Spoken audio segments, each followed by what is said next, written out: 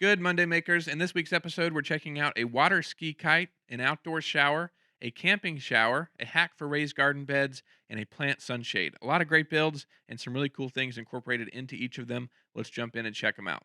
First up is this build from Bill, and this is a 75% scale model for ceiling display only. I think that's a very important distinction to make.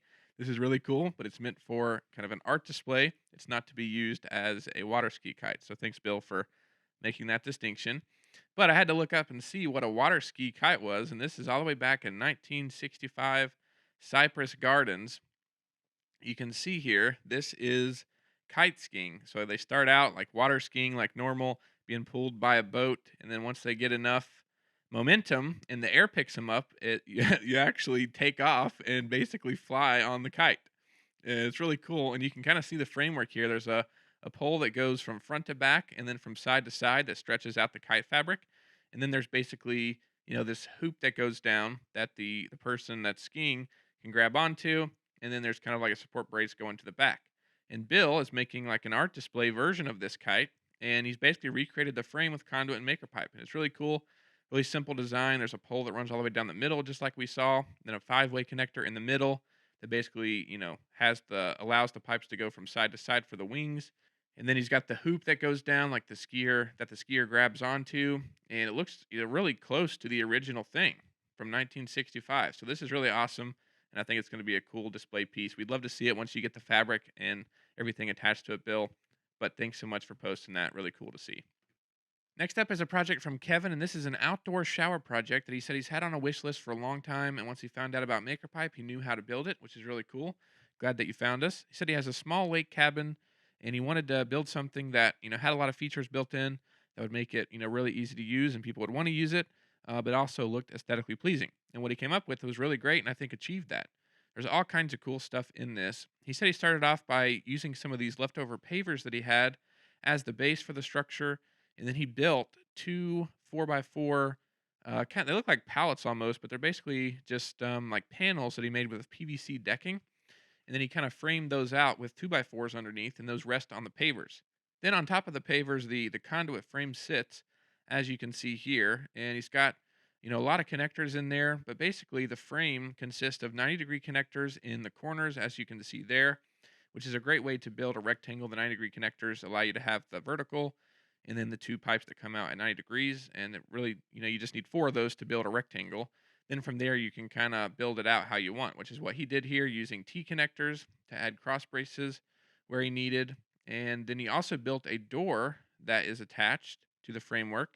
And he said he used one of the methods that we've mentioned in a past video, which is the compression hinge method, and it works pretty well. He said it's smooth and allows you to open and close the door really easily. As you can see, he said he's got some fabric attached to the frame using some of these PVC clips that just snap over the fabric. And something really cool too is these anchors, and we'll probably mention these in a video soon because these are basically just a screw. I mean, not really a screw, but they have like a spiral.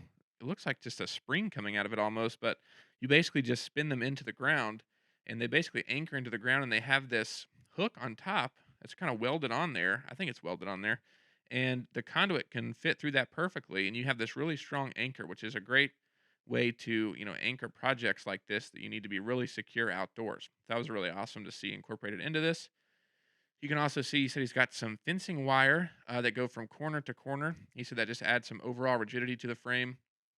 He said he also used some wood attached to this middle vertical here using 2-hole straps, and that allowed him to basically have a shower system hooked up to the back and secured. And then inside, you can see he's got a removable shower head, one that goes over the top, and just like the wand shower head. And then he's got the controls for the shower and everything all incorporated into it. He said he had a plumber tap into the kitchen sink and was able to extend the hot and cold water outside. So as you can see, it's a really detailed, really cool build that has all kinds of awesome features, which is really cool. Kevin, thanks so much for posting it. We're glad that you found us and glad that you built what you were looking for. It turned out really great. Next up is another shower, but this one is actually used for camping, and this one is from Jason or Hank the Tank 724. We showcased his roof rack a few weeks ago on Maker Pipe Monday, and I think this is a new addition, or maybe this is just the first time he's showcasing it. But he posted this video. As you can see, there's his roof rack with conduit and Maker Pipe, and it's 3/4 inch.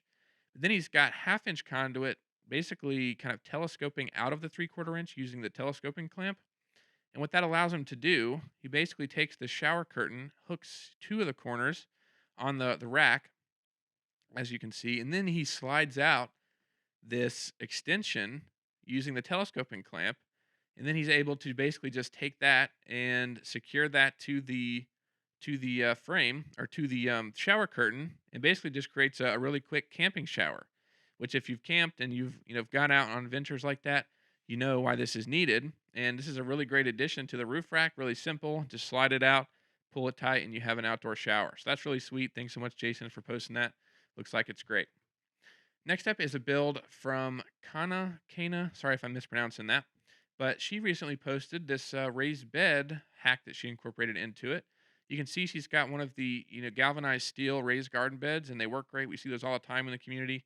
They're a great kind of alternative to untreated wood. It's a whole other discussion. There's no reason to get into it, but they're really great. And we've seen some people incorporate conduit into their garden, into their steel garden beds using this hack where basically the bolt and the nut that secures the two halves of the metal together, you can basically slide a one hole strap over the bolt before you put the nut on and tighten it all together.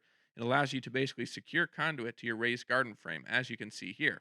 But what's really cool is how Kana is using this to basically create a removable structures, because there's four of these in the corners, basically just where each of these panels connect. She's added one of these 3/4 inch kind of poles there, but she said she's going to build trellises, greenhouses, sunshades, different structures out of half-inch, and she's going to be able to basically just bring those over, slide those into the 3/4 inch pipes, and have a quickly removable, sunshade or greenhouse, whatever it is. So that's a really cool hack and a great thing to incorporate, as opposed to just securing the 3/4 inch trellis and then having to, take apart the side and the nut and bolt and then redo everything. Basically, just by creating this kind of bar that stays there constantly, you can easily slide different accessories in and out. So that's really smart and really cool from Kana. So thanks so much for posting that. Really cool to see. Next up is a build, and this is a review left on the T connector from Lynn. And this is a plant sunshade. As you can see, it looks like the plants would be getting a lot of sun if they were here, with just exposed. But she's basically built a small sunshade that protects the plants, and she's done it in a really simple way. Looks like there's three verticals in the back connected with T connectors and a 180-degree connector in the middle. I think those are even secured to the fence post here on the back, maybe just zip tied to the fence, or secured in some way. You could do that pretty easily.